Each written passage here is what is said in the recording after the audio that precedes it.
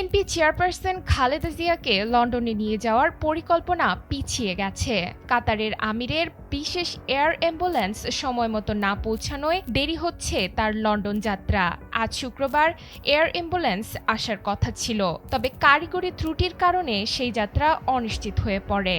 এই তথ্য জানিয়েছেন বিএনপির মহাসচিব মির্জা ফখরুল ইসলাম আলমগীর।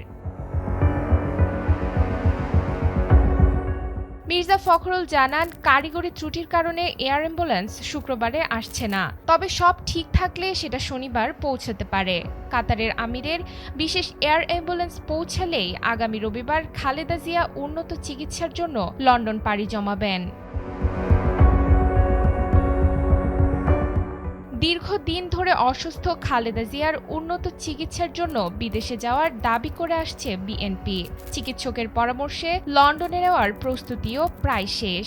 এখন অপেক্ষা কারিগরি বাধা কাটিয়ে কবে ঢাকায় পৌঁছায় বিশেষ এয়ার অ্যাম্বুলেন্স। সেই সাথে মেডিকেল বোর্ড ট্রাভেল ফিট ঘোষণা করলেই দেশ ছাড়বেন বিএনপি চেয়ারপারসন। ডেস্ক রিপোর্ট, সময়ের আলো।